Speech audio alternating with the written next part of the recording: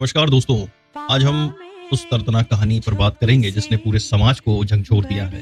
आज हम उस बेटी की चीख को सुनेंगे जिसने कहा आई एम सॉरी पापा, मैं जा रही हूं। आज हम उस दर्द की बात करने आए हैं तो हमारे समाज में दीमक की तरह फैला हुआ है, दहेज का दानव। पूछिए, एक पिता अपनी लाडो को पाल पोस कर बड़ा करता है, हर खुशी देता है। जब उसकी विदाई का समय आता है उसे लगता है कि उसने सब कुछ दे दिया, लेकिन फिर भी कुछ लोग उस सब कुछ को भी कम समझते। आज मैं आपको तमिलनाडु के तिरुपुर की 27 साल की रिधान्या की कहानी सुनाऊंगा जिसने दहेज की वजह से अपनी जान दे दी। यह वो वाकया है जब उसके पिता ने उसे 300 सोने के सिक्के और 70 लाख की वॉल्वो कार दी थी, फिर भी उसे अपनी जान गंवानी पड़ी।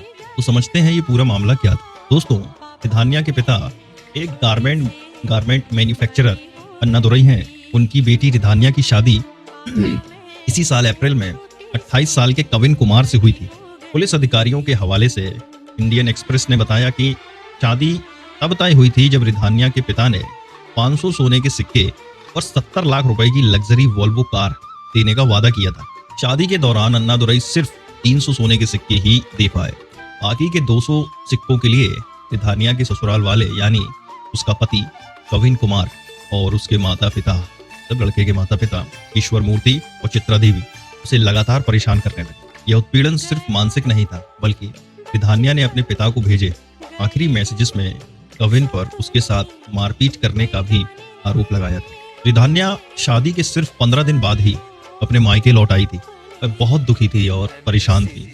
उसके पिता अन्नादुरई ने उसे एडजस्ट करने की सलाह दी। उन्होंने सोचा कि शायद चीजें ठीक हो जाएंगी। रिधान्या के बार बार कहने पर की सास उससे मिली और माफी भी मांगी, लेकिन हालात नहीं बदले। ये सब नाटक था। जब रिधान्या दोबारा अपने ससुराल से लौटी तो उसके पिता के अनुसार वह पूरी तरह से टूट चुकी थी।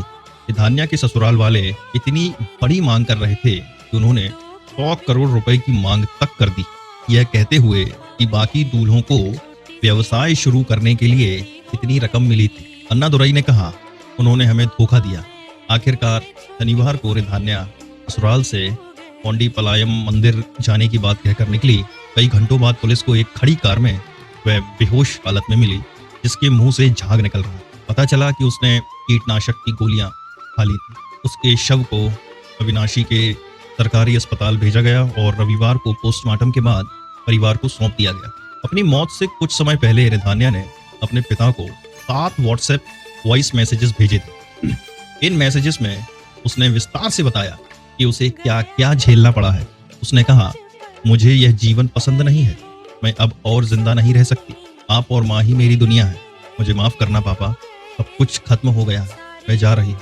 केयूर पुलिस ने कविन कुमार और उसके माता पिता ईश्वर मूर्ति और चित्रा देवी को दहेज उत्पीड़न और आत्महत्या के लिए उकसाने के आरोप में गिरफ्तार कर लिया है।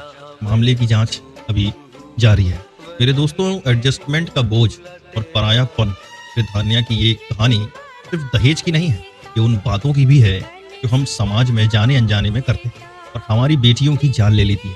बेटा, अब वही तुम्हारा घर है। क्या हम अपनी ही बेटी को पराया करते हैं? अक्सर हमने देखा है कि जब बेटी की शादी होती है तो माता पिता बड़े भावुक होकर कहते हैं, बेटा अब से वही तुम्हारा घर है, वही तुम्हारा परिवार है। ये बातें सुनने में जितनी प्यारी लगती हैं उतनी ही खतरनाक भी हैं। क्या हमने कभी सोचा है कि एक बेटी पर इसका क्या असर होता होगा? जब आप ये कहते हैं तो आप अनजाने में ही उस बेटी को अपने ही घर से, अपने ही परिवार से पराया कर देते हैं। एक झटके में उसका अपनापन छीन लेते हैं। सोचिए, एक तरफ वो एक नए घर में जाती जहां उसे सब कुछ नया लगता है और दूसरी तरफ उसके अपने माता पिता ही उसे कह देते हैं, अब तुम्हारा यहाँ कोई हक नहीं बेटा, जो है अब वही घर तुम्हारा घर। तो क्या उस बेटी का कोई सहारा बचता है? वो किसके पास जाए जब उसे लगता है कि उसका अपना घर भी अब उसका अपना नहीं रहा?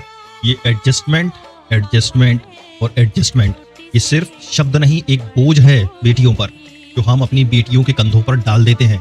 हम उन्हें सिखाते हैं कि बेटा, चाहे कुछ भी हो तुम्हें एडजस्ट करना है। पति गाली दे, लाख जूते मारे, ससुराल वाले ताने मारे, दहेज के लिए प्रताड़ित करें, बस एडजस्ट कर लेना। क्या ये प्यार है या ये डर है कि अगर बेटी लौट आई तो लोग क्या कहेंगे? रिधान्या के पिता अन्नादुरई ने भी उसे एडजस्ट करने को कहा था। तब उन्हें नहीं पता था कि ये कितना बुरा होगा। लेकिन दोस्तों, क्या हमें पता नहीं होना चाहिए? क्या हमें अपनी बेटी की बहन की आंखों में वो दर्द नहीं दिखना चाहिए। समाज के लिए एक और करारा तमाचा है ये। उन माता पिता के लिए जो अपनी बेटियों को सिर्फ पराया धन समझते हैं और बड़े बड़े डायलॉग मारते हैं कि पिता के घर से तो डोली जाती है, ससुराल से तो अर्थी आती है। ये सब साले ढकोसले बातें कि अपनी बेटी के आंसू देख कर भी एडजस्ट कर लेगी का जुमला बोलकर पल्ला झाड़ लेते हैं। ऐसे माता पिता का भी क्या। दहेज की आग और समाज का दुगलापन जब शुरुआत में ही दहेज के नाम पर मोल भाव हो जाए तो ये बात गांठ बांध लेनी चाहिए कि वो लोग आगे भी मांगेंगे। जिन लोगों ने 500 सोने के सिक्कों का वादा लेकर शादी तय की थी वो 300 सिक्के मिलने पर ही राक्षस बन गए। ये कौन सा समाज है जहां इंसान की कीमत सोने और गाड़ियों से लगाई जाती है। माता पिता को ये समझना होगा कि जो रिश्ते पैसों के दम पर बनते हैं वो कभी मजबूत नहीं होते। जो शादी शुरुआत में ही दहेज की नींव पर खड़ी होती है वो अक्सर टूट कर बिखर जाती है और उसमें हमारी बेटियों की जिंदगी बर्बाद होती है। अपनी बेटी की जिंदगी से बढ़कर कोई दौलत नहीं होती। अब समझते हैं कानूनी सुरक्षा और हमारी जिम्मेदारी। दोस्तों याद रखिए, कानून आपकी बेटी के साथ है। भारतीय न्याय संहिता BNS 2023 की धारा 80 जो बात करती है दहेज मृत्यु पर, यह धारा उस स्थिति पर लागू होती है जब किसी महिला की शादी के 7 साल के भीतर दहेज के लिए क्रूरता या उत्पीड़न के कारण मौत हो जाती है। इसमें कम से कम 7 साल की कैद की सजा, जिसे आजीवन कारावास तक बढ़ाया जा सकता है। भारतीय न्याय संहिता 2023 की धारा 108 जो बात करती है आत्महत्या का दुष्प्रेरण मतलब अबेटमेंट ऑफ सुसाइड, यह धारा उस व्यक्ति पर लागू होती है किसी अन्य व्यक्ति को आत्महत्या करने के लिए उकसाता है। इसमें 10 साल तक की कैद और जुर्माने का प्रावधान है। भारतीय न्याय संहिता 2023 की धारा 85 जो 498 की IPC में ये बात करती है पति या पति के संबंधी द्वारा महिला के प्रति क्रूरता। तो यह धारा उन मामलों पर लागू होती है जहां किसी महिला का पति या उसके ससुराल वाले उसे किसी भी प्रकार की क्रूरता का शिकार बनाते, जिसमें दहेज की मांग के लिए उत्पीड़न भी शामिल है।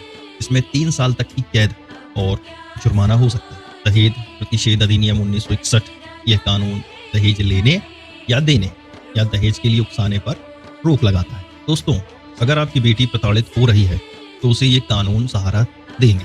उसे एडजस्ट करने को कहने की बजाय उसे इन कानूनों का सहारा लेने के लिए प्रोत्साहित करें। तो मेरे दोस्तों एक बेटी का दर्द और एक सबक की रिधान्या जैसी और कोई ना चली जाए। हम माता पिता भी अपनी कुछ गलतियां देख सकते हैं। हम अपनी बेटियों को इतना मजबूत बनाएं कि उन्हें कभी एडजस्ट करने की जरूरत ही ना पड़े जब बात उनके सम्मान और जिंदगी की हो। दोस्तों बेटी का घर तो हर जगह होता है जहां उसे सिर्फ प्यार, उसे पराया कहकर तुम ही तो घर से बेघर करते हो। दहेज की आग में जो जले वो राख नहीं एक आवाज है, इसे सुनो वरना न जाने कितनी और बेटियां खो दोगे। दोस्तों ये सिर्फ रिधान्या की कहानी नहीं है, ये उन लाखों बेटियों की कहानी है जो आज भी समाज की इस क्रूरता का शिकार हो रही है। जागिए, आवाज उठाइए और सबसे बढ़कर अपनी बेटियों को अपना उन्हें कभी ये एहसास मत दिलाइए कि अब उनका कोई और घर नहीं, उनका घर हमेशा आपके दिल में होना